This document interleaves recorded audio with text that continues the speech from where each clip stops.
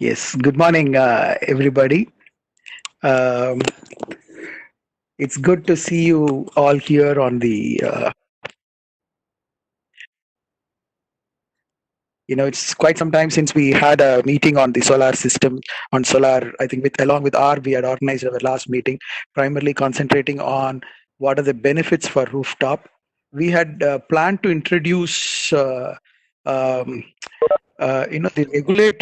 the regulatory things on whatever is happening on in the solar front to you. Somehow that could not happen on a uh, on a regular meeting. So what we decided was we could possibly have a webinar where we introduce the regulatory constraints that we are all experiencing, um, and it would also help us in possibly understanding how to optimally use a distributed generation system. See, this is something that has started happening across the world. Distributed generation is the in thing today, and the last of the coal power plants in Europe was shut down last week. If you had seen the newspaper, that was a something very relevant for energy business. The last of the coal power plant that was running in Europe was shut down in Germany, and that was the last unit to go down. And I'm sorry, not Germany, Sweden. Yeah, so with that, with that we have they have totally come out of coal-based power plants. And if you look at the way the power is being organized in Europe, particularly in the Scandinavian countries and Germany and Switzerland, you will find that these are all managed using a distributed network.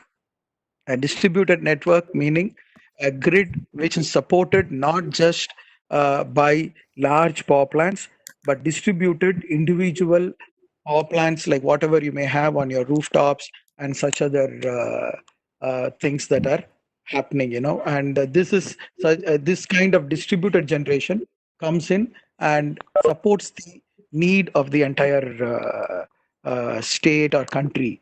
So let me just take you through quickly on what I have really have in my mind to do this, and let me just show you this. I thought I'll just introduce these basic things that have been happening on the solar policy proposals that Tamil Nadu has since 2019. This policy came into effect in February of 2019, and since then, these are ruling solar policy for us for the last action-packed 8 months, I would say. Now that the final straw in the whole thing was Corona, and now that has put us back into in our houses, maybe for good or for bad. But now, just to take a quick look at what really is there on the solar policy, let me just tell you there is the target 9,000, like whatever Purnesh was mentioning earlier, 9,000 megawatt by 2023, of which 3,600 megawatt is actually what they call as a consumer category. But this 3,600, the consumer category, is nothing but a rooftop. The two categories that the solar policy is visualizing. One is a utility scale, the other is the consumer category. A consumer category is someone who will not feed the power into the grid and take it back at a different point. So this is what is known as is what they have termed as a consumer category. A utility category are those people who feed into the grid and take the power back from the grid at a different place. So you may put up a 2 megawatt at a different place and then utilize it in Coimbatore. So in such a situation, this becomes a utility category uh, under the solar policy. Consumer category is primarily you generate power within your own premises. It might be the size of it is not really debarred. There is no such things which says that you should put only half a megawatt or 1 megawatt or 25 kilowatt or nothing, no such bars on the size, but you will have to export into the grid after your consumption if there is anything excess over and above your uh, consumption. Apart from this,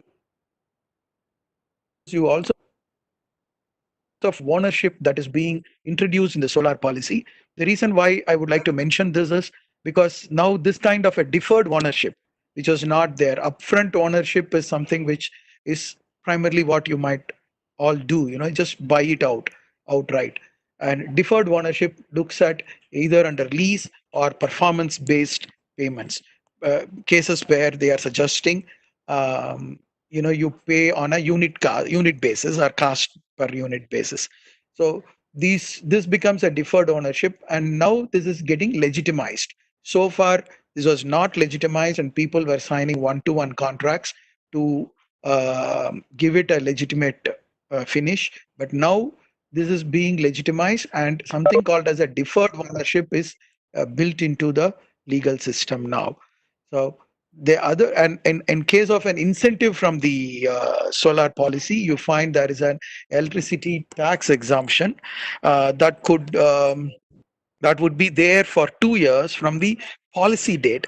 So it does not mean that you will get an exemption. If you put it up today, you won't get it for 2 years.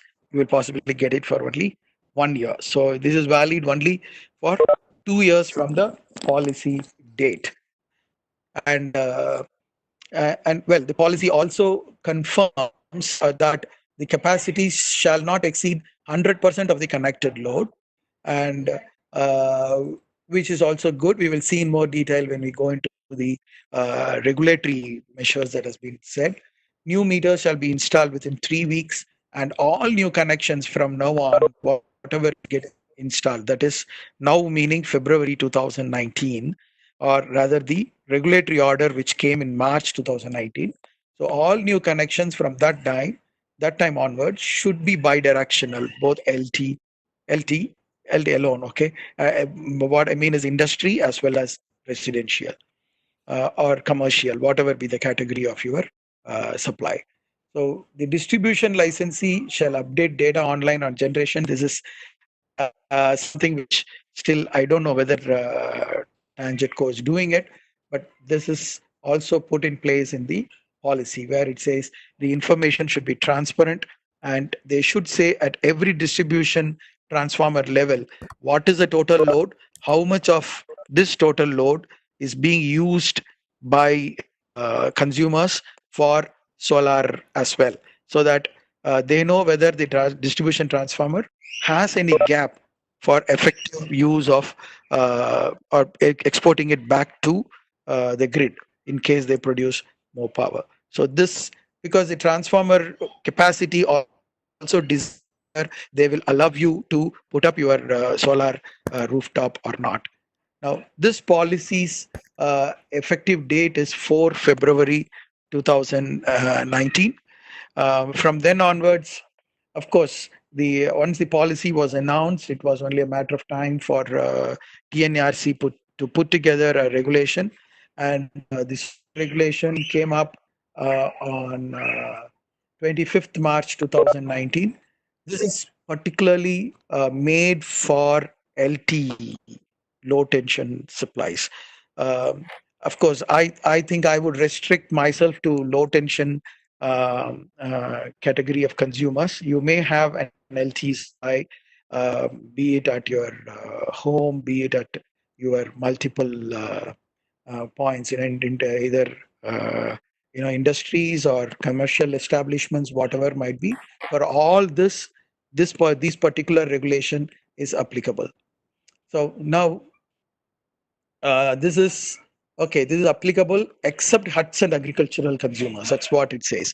So for all those people who are not in huts and agricultural consumers is applicable, and all are to be LT consumers. And there is no mention of HT in this particular regulation. It happened subsequently through an order. Okay. So I think our Vijayanand is there to discuss about that specific order. Let me, restrain myself to this particular order that came out on 25th March 2019, um, listing out how the LT uh, users will be using solar rooftops in their own places. So the one of the major differences you find between what was existing prior to 25 March 2019 and post 25 March 2019 is the way the metering was done. Until then, of course, even on the contracted, allowing people to go up to 100% of the contracted demand also was existing. The only constraint was what the available load or gap in the distribution transformer. As far as the net metering is concerned, before 2019, we were allowed to use a net metering where the export will be there, the import of power into your industry will also be there, and the net of these 1,000 units and you've generated and exported 500 units, net of 500 units, the bill will be raised and you will pay to EB for those 500 units alone. Now, in the net feed-in scheme that has been proposed, there will be 2 meters in your factory.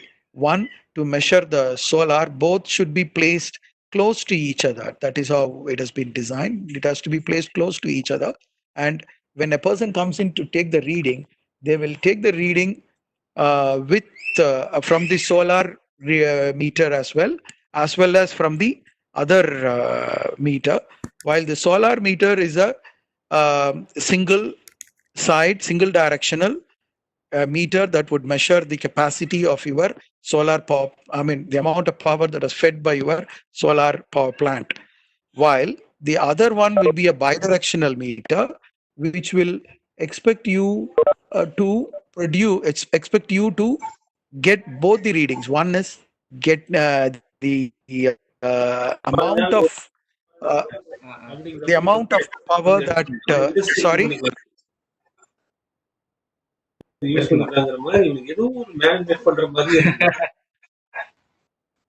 Yeah. அந்த இவன் போட்டிருந்த பாத்தீங்களா ஃபெஸ்டோக்கு ஏதோ பண்ணீங்களா sign tech அது நாளைக்கு இருக்கு. Yeah, can we continue? I'm sorry, there was some thing on this disturbance on this. Let me just continue with this. The bidirectional meter shall display the excess fed into the grid. It's not just that, it will also tell you how much you have consumed. So both this information will come on to the on the bidirectional meter that you are using. Now, out of whatever is the total power that you have consumed, for this consumption, there will be a consumption tariff as per your own tariff. TNERC has fixed whatever has been fixed for your category of consumption will be charged for the consumption that you have done. For the excess that you have fed into the grid, the licensee or tangent co will pay you 75% of the least rate of power obtained by the licensee. Now you can what this means is the least rate is either the feed-in tariff or the rate at which the latest tender bid was closed. So whichever is the least rate, that rate will be the time of your installation. So suppose you are, let me clarify that, if you are installing today, let us say at this point of time, your feed-in tariff is 3.04, whereas the last bid is, if I'm right, it's around at 2.78, if I'm right. So between these two, you will find 2.78 is the minimum rate. So 2.78 is the applicable tariff for you for the next 25 years. No change in the tariff will be taken in. It will be on the date of your joining, whatever or date of lining up of your power at your place to connect it to the grid, whatever date you are connecting to the grid. At that time, the feed-in tariff, the bid tariff, all these will be verified, and the one that is the least will be taken in, and that will be made as the rate at which you will be paid. And that too, at 75% of that rate will be paid to you. So this is for the excess that you are feeding into it.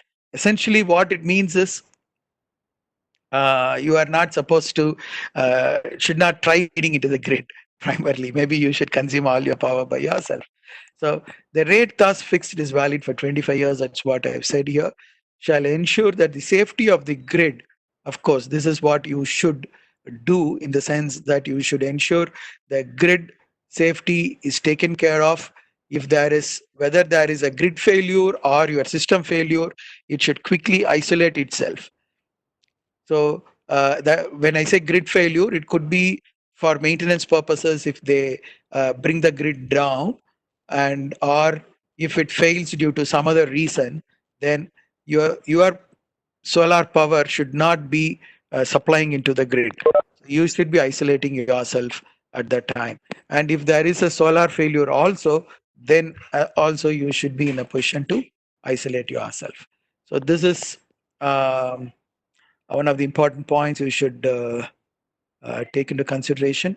It also says that licensee here is a Discom or TangentCo, shall install the meters within 3 weeks of application to them. And they have also given one more rider, and that is, if licensee does not carry meters, then if whoever is installing the solar power plant can buy and give them those meters. The list of meters that are approved are already listed in TangentCo's website, and you can appropriately you select, choose, and buy whichever meter fits into your requirements.